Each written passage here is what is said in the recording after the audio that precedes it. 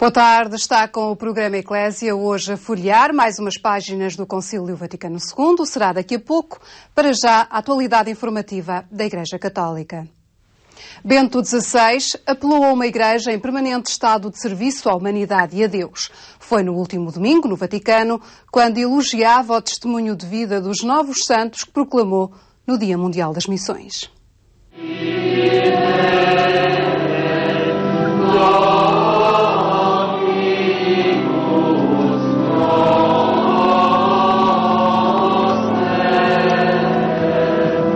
Foram 7 os novos santos canonizados por Bento XVI, num dia em que a Igreja recordava o trabalho desenvolvido pelos missionários em diversas partes do mundo. Entre aqueles que agora foram elevados à dignidade dos altares, conta-se a primeira beata indígena da América do Norte, Kateri Tekakwitha, nascida em 1656 no atual estado de Nova Iorque. O Papa elogiou a firmeza na sua vocação, tão particular na sua cultura. Nela, a fé e a cultura enriqueceram-se mutuamente. Elogiando o testemunho de vida dos novos santos, Bento XVI apelou a uma igreja em permanente estado de serviço à humanidade e a Deus, lembrando que também Cristo veio para servir e para dar a sua vida em resgate por muitos. Queste parole hanno costituito il programma di vita. Estas palavras constituíram o programa de vida dos 7 beatos que a Igreja hoje inscreve solenemente na gloriosa fileira dos santos. Com coragem heroica, eles consumiram a sua existência na consagração total a Deus e no serviço generoso aos irmãos. São filhos e filhas da Igreja, que escolheram a vida do serviço seguindo o Senhor.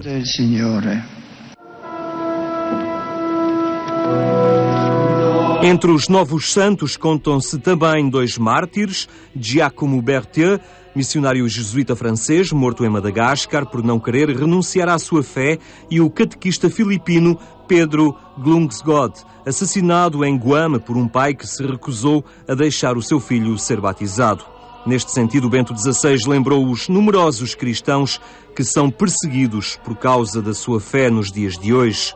O padre italiano Giovanni Battista Piamarta, a religiosa espanhola Maria Carmela Salés e Barangueras, a norte-americana Marianne Coppe, conhecida pela Madre Marianne de Molokai, que se dedicou aos leprosos, e a leiga alemã Anna Schaffer, completavam a lista destes novos santos da Igreja.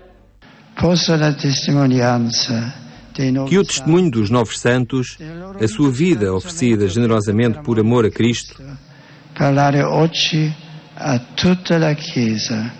possa falar hoje a toda a Igreja e a sua intercessão possa reforçá-la e sustentá-la na sua missão de anunciar o Evangelho no mundo inteiro.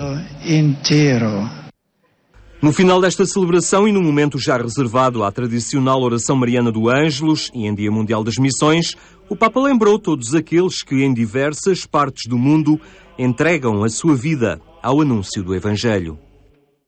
Numa altura marcada pela cultura do desânimo, a Universidade Católica é hoje mais importante do que nunca. As palavras são de Maria da Glória Garcia no dia em que tomou posse como reitora da Universidade Católica Portuguesa.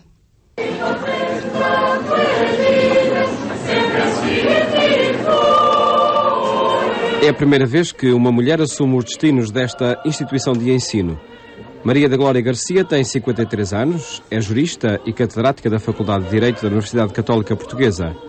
Foi vice-reitora no primeiro mandato do agora reitor cessante, Manuel Braga da Cruz. Na última semana tomou posse como reitora de uma instituição de ensino espalhada por Lisboa, Porto, Braga e Viseu.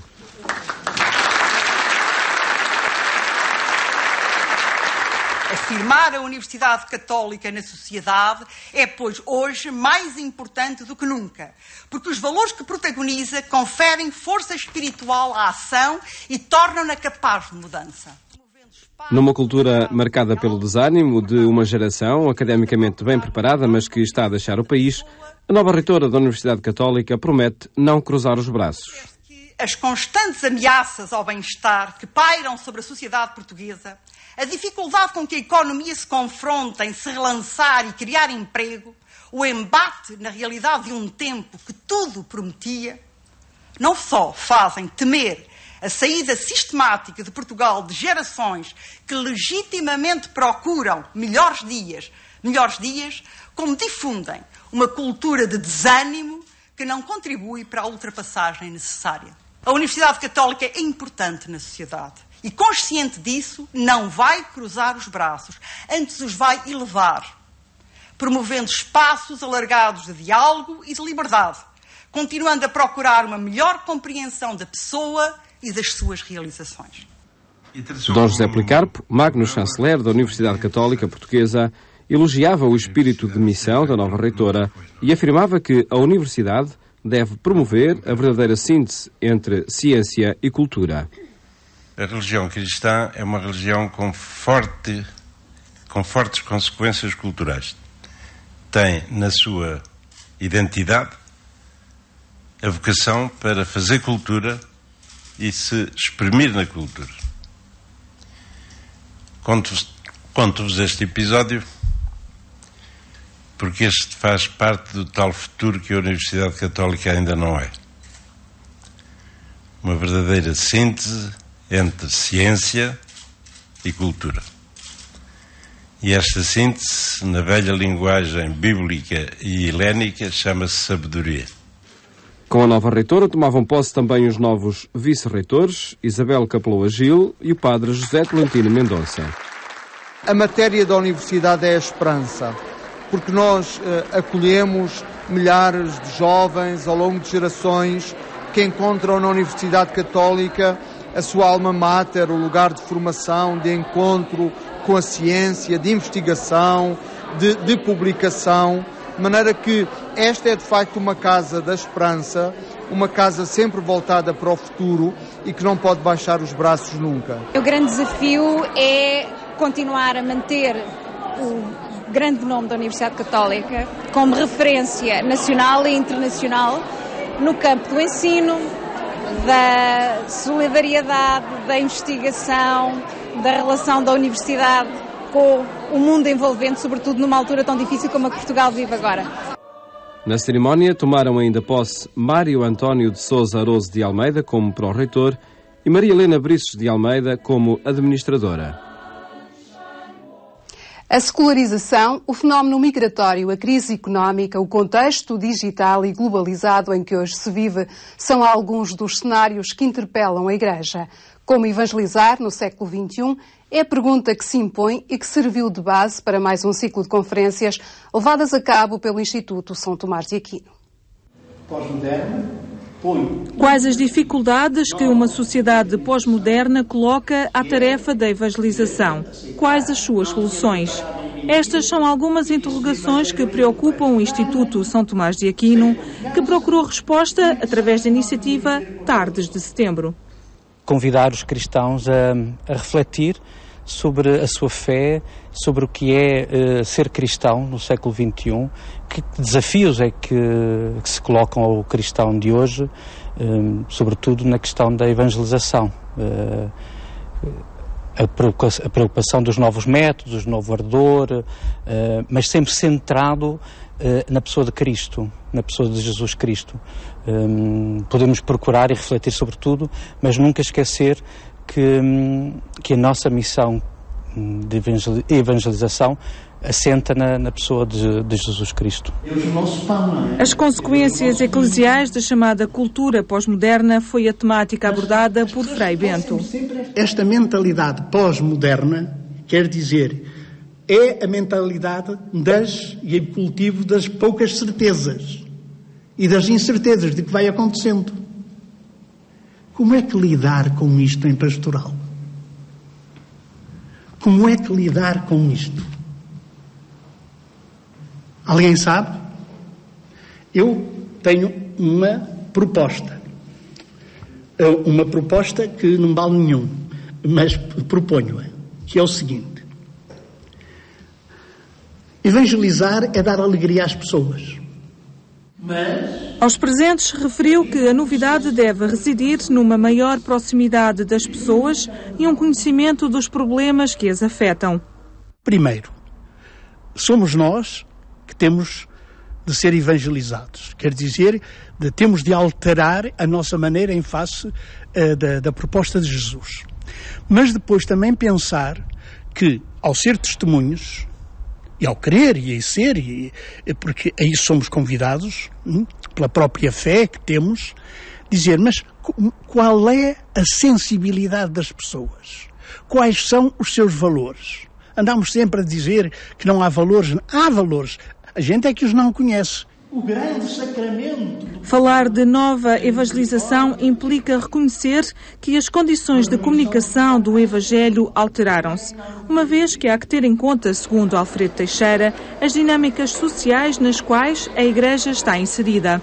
Pensar uma nova evangelização implica, por um lado, uma autocompreensão, o que é a Igreja, como ser, como viver o Evangelho e vivê-lo em comunidade eclesial, isto por um lado, mas também implica uma atenção àquilo que é a situação social das pessoas, à forma como, de alguma maneira, os quadros da sua experiência se organiza nos tempos em que vivemos. Uma Igreja que se apresente ao mundo contemporâneo com um impulso missionário capaz de promover uma nova evangelização com respostas adequadas aos sinais dos tempos. Eu diria que, de alguma maneira, era necessário que a Igreja encontrasse modos de ler aquilo que já está a acontecer.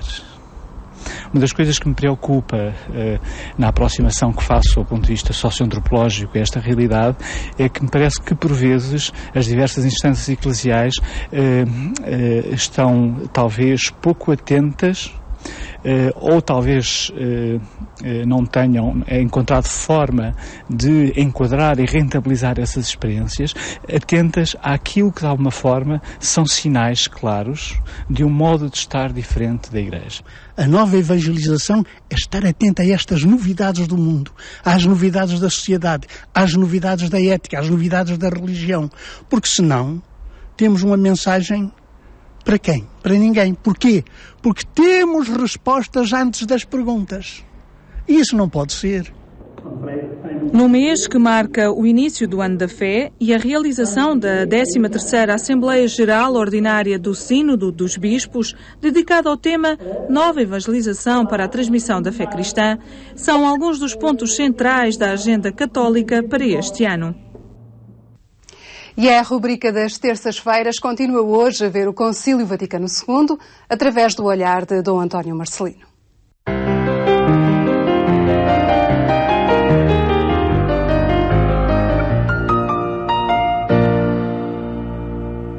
Olá, muito boa tarde. Estamos de volta com este espaço para revisitar o Concílio Vaticano II, a riqueza das reflexões ali ocorridas. Connosco está o Dom António Marcelino, Bispo Emérito de Aveiro, homem de Igreja que vive intensamente todos os frutos do Concílio que ainda hoje estão em fase de amadurecimento, muitos deles. Sr. António Marcelino, o concílio começou, a Igreja pronunciou-se, respondeu aos inquéritos, eles seguiram para Roma, o concílio inaugurou, mas também se percebeu logo que havia ali um clima de tensão latente entre algumas delegações, nomeadamente os franceses, belgas, os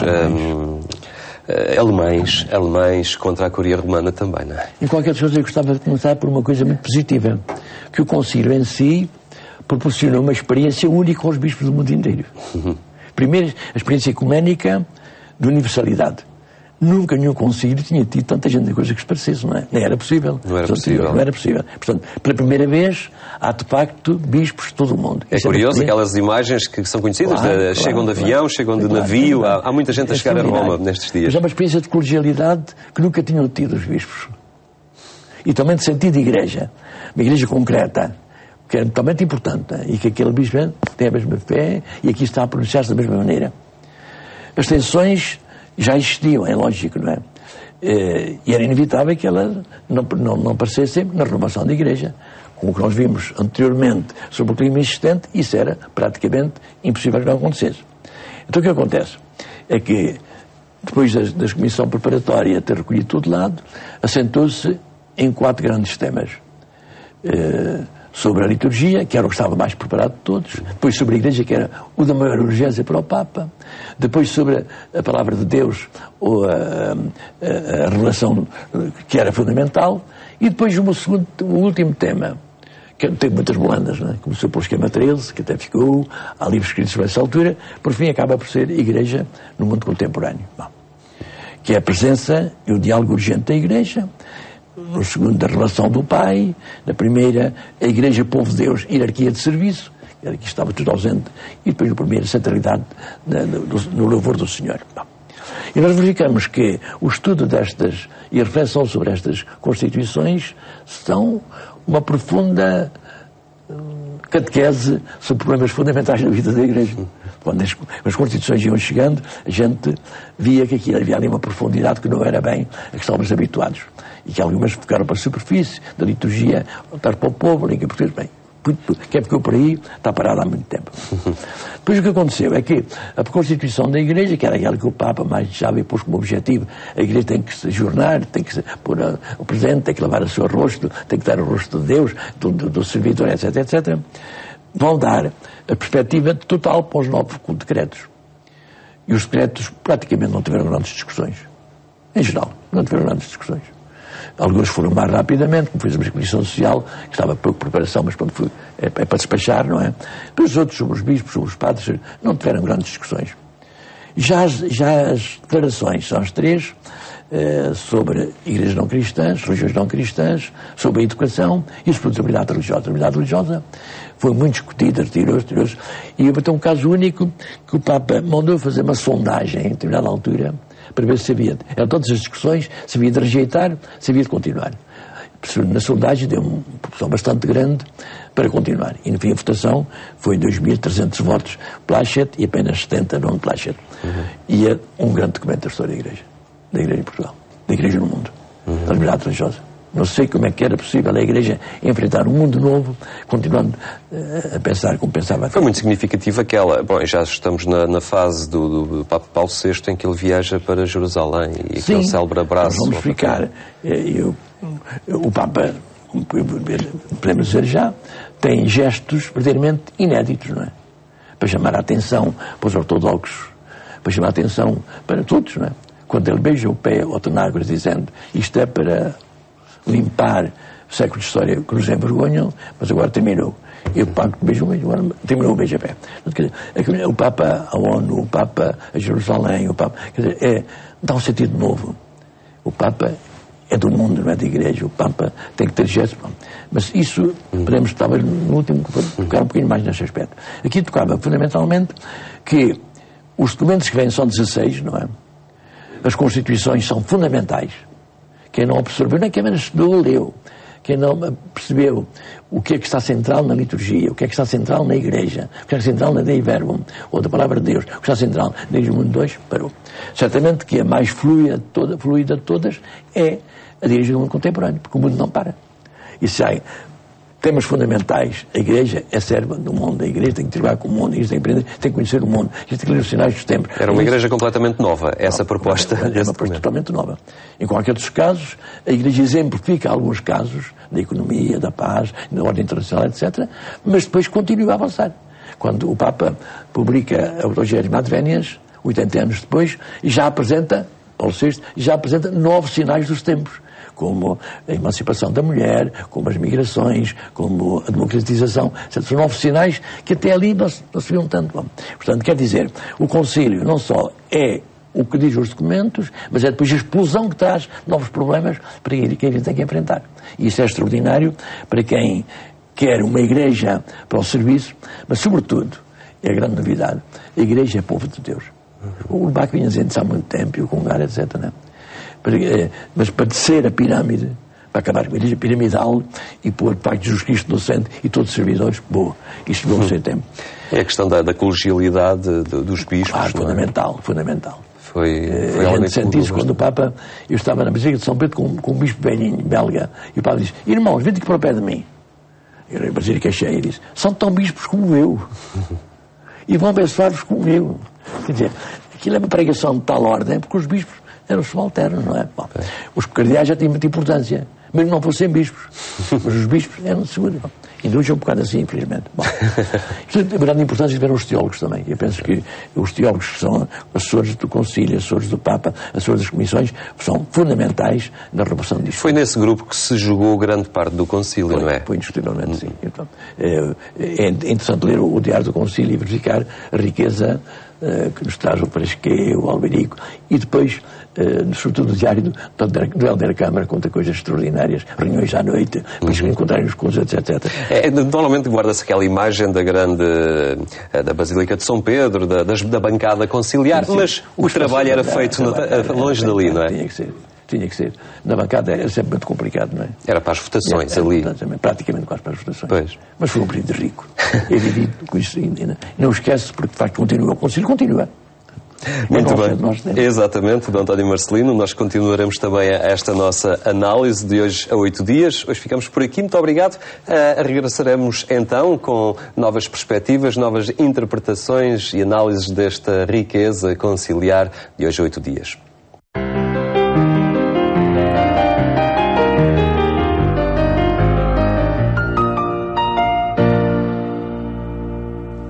E foi o Eclésia, um programa que pode ver ou rever em agência.eclésia.pt. É lá que pode também ter acesso a outros conteúdos emitidos por Eclésia Rádio e Eclésia Agência de Informação. Fique bem e até amanhã, se os quiser.